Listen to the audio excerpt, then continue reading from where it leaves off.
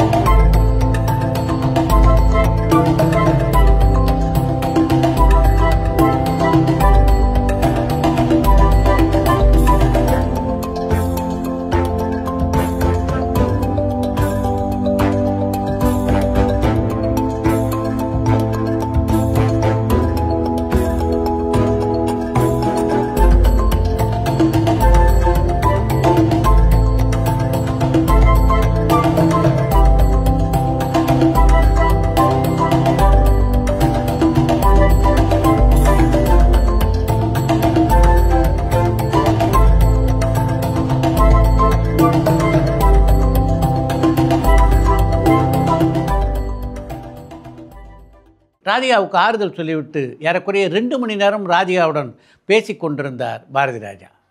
கிழக்கே போகும் ரயில் படம் தொடங்கி கிழக்கு சீமையிலே வரையிலே பல அனுபவங்களை அவள் இருவரும் பரிமாறிக்கொண்டனர். அந்த காட்சிகளை தான் வீடியோவாக நீங்கள் பார்க்குறீங்க.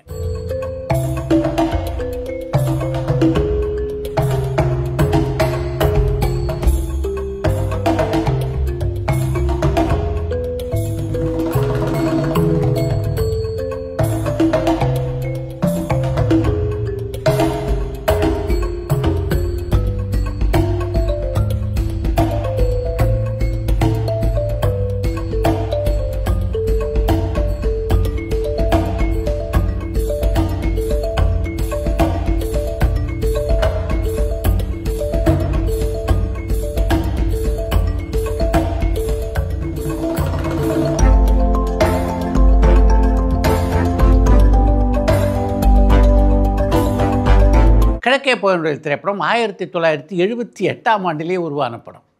47 ஆண்டுகளுக்கு முன்னாலே உருவான அந்த படத்தை பற்றிய நினைவுகளை 2 பேரும் பேசி கொண்டிருந்ததை பார்க்கும்போது எத்தனை ஆண்டுகள் ஆனாலும் சில திரைப்படங்களுடைய நினைவுகள் எப்படி அப்படியே மனதிலே தங்கிவிடுகின்றன என்பதை என்னால் புரிந்து கொள்ள முடிந்தது.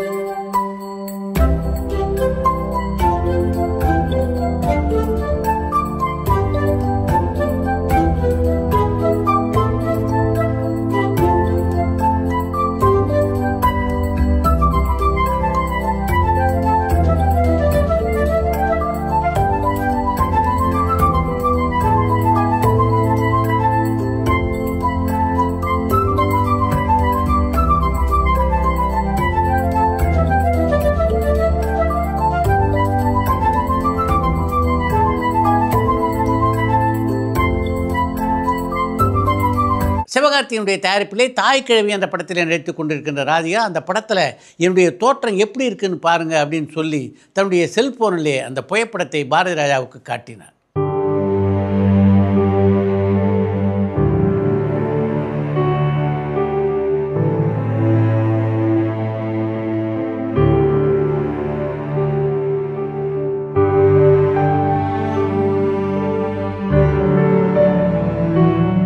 அந்த தாய்க்கிழவி கதாபாத்திரத்தில் உங்கள் அம்மா கருத்த மனசில் வச்சுட்டு தான் நான் நடித்தேன் அப்படின்னு ராதிகா சொன்னபோது பாரதி ராஜா கண் கலங்கியதை என்னால் பார்க்க முடிந்தது.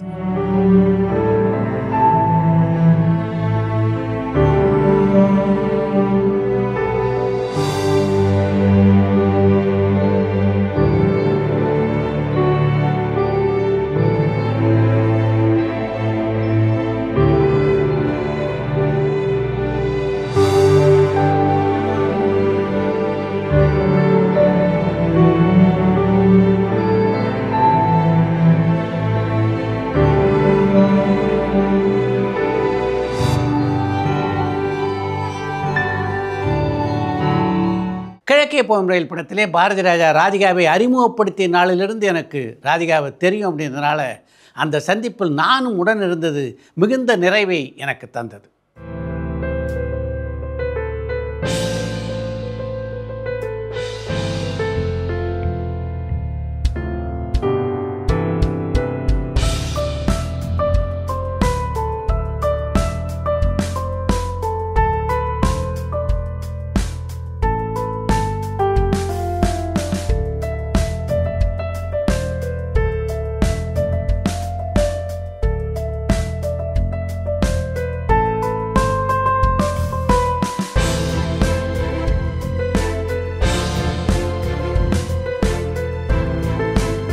கிழக்கே போகும் ரயில் படத்தில் அறிமுகமான காலகட்டத்தில் ராதிகா கொஞ்சம் குண்டாக இருந்ததுனால அவருடைய புகைப்படத்தை இப்போ வெளியிட வேண்டாம் அப்படின்னு பாரதி ராஜா கிட்ட சொன்னது, ராதிகாவை கதாநாயகியை ஏற்றுக்கொள்ள பாக்யராஜ் மறுத்தது, இது போன்ற பல விஷயங்களை பாரதி ராஜா, ராதிகா, நான் ஆகிய மூவரும் பேசி கொண்டிருந்தது நிஜமாகவே மனதுக்கு இதமான ஒரு சந்திப்பாக அமைந்தது என்று தான் சொல்ல வேண்டும்.